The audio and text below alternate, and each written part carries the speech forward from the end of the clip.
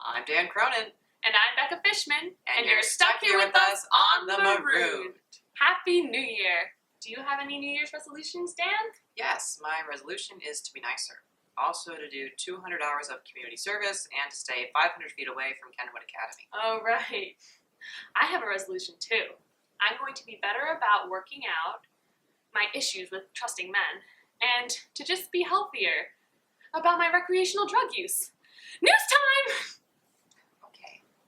The annual Cuvia Festival just wrapped up. This campus tradition of early morning workouts raises the ancient question. If one does Cuvia but doesn't brag about it, did one really do it? In other news, even as temperatures fell to single digits, a few brave food trucks lined up on Ellis Avenue, and students said that frozen cream of mushroom soup is still preferable to lunch in Bartlett. And that drop ends on Friday, which means there's still time to drop that class with that heartbeat cunt who keeps going in class.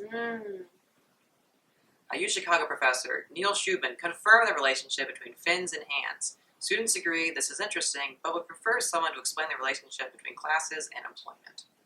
And moving outside of our ivory tower, let's do some actual news. The FDA found cocaine in thousands of Capri Sun juices this week, making that little straw they attach to the pouch more useful than ever.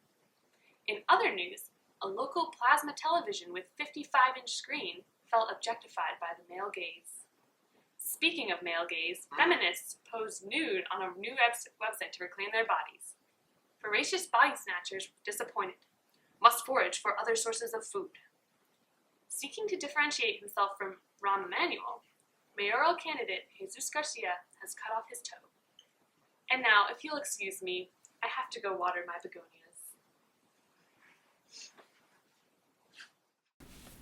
And moving back into the comforting, warm bosom of our ivory tower, we are now joined by Associate Dean of the College and the Director of the UChicago Obama Presidential Library Campaign, Frances Giguette. She has a lot to say about bringing the library to Hyde Park.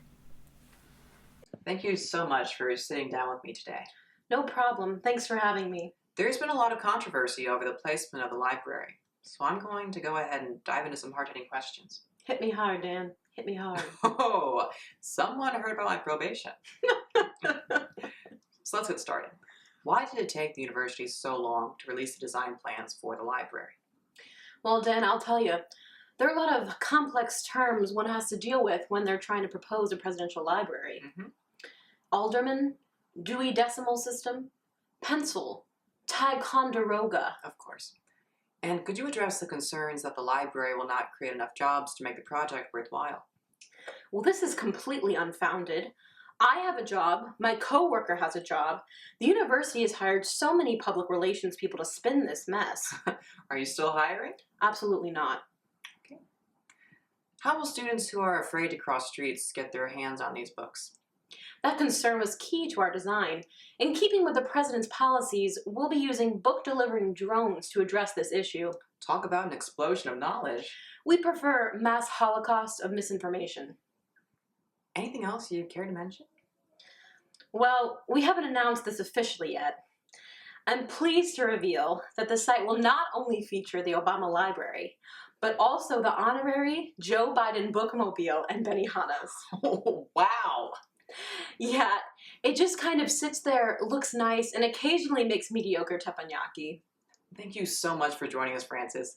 New York and Hawaii better watch out. Frances certainly gives President Obama a lot to think about. Yeah, it's a competitive bid. That's all we have for today, but tune in next week to see a slow-motion broadcast of footage from the Polar Bear Run in stunning 3D. I'm Dan Cronin. And I'm Becca Fishman, and we're still stuck here. We're the Marooned.